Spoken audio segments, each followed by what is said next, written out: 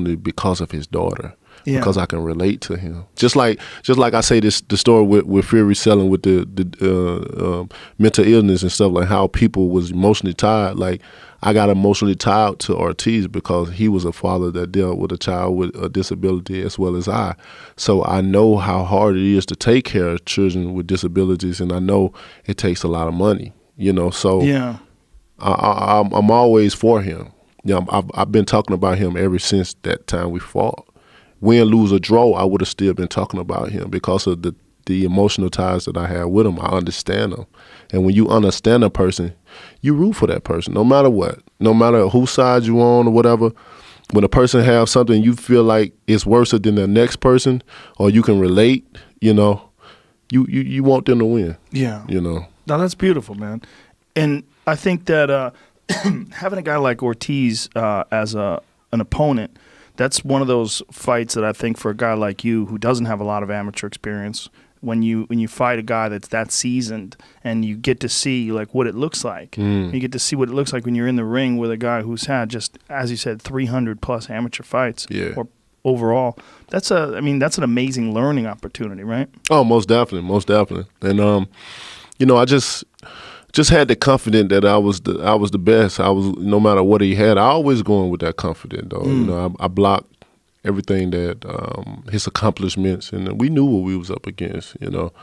But they was calling him the boogeyman of the division, and at that point in time, I still needed to prove myself because people still doubted me. They been doubting me from the start of my career, and I was like, since nobody don't want to fight him, I want to bless him with this opportunity. So these next moves that I've made was Stiverne 2, then Ortiz, then Fury. Well, the Stiverne highlight knockout was one of the most ridiculous knockouts of all time. When you stand there with your hands down, you step forward, and it's like it was a comic book scene. Yeah. It's like the way you knocked him out, like I said, about like you being a bad guy in a movie, it seemed like you were a bad guy in a boxing movie. Yeah. Like it didn't make any sense. You were the guy, like if I was, say, if there's someone that I was a coach of a good guy, and I was sitting ringside and I was watching you do that, we'd be like, shit. Yeah. I'm going to tell you, man, when I stood over him, like that, I was outside of my body. I could see me and him standing there, and like I was a third person. Wow. I can't explain it, And then when I started throwing the punches, like I went back into my body and started welling on them or whatever. I can't explain that. Wow. That feeling. Yeah. There's so many different things that happen. That was a big one, too, because that got shared so much online. Yes, that was the start of it. Millions and millions of people saw that online, and they were like, what in the fuck has this guy got in his hands? And that's when they started saying, who is this guy? Why we haven't heard about this guy before? He's the champ? Yeah. That's when people, what? Who the fuck? It's like everybody's waking up to the heavyweight division all of a sudden. Yeah, it was so true. And it was the perfect convert. There it is, like that. Dude, play it from the beginning, Jamie. Here it goes. Boom! I mean, come on. Straight boxing skills. I got boxing skills. When I first fought him, I showed all that. I stayed disciplined. I didn't abandon the game plan. And I showed people that I could box.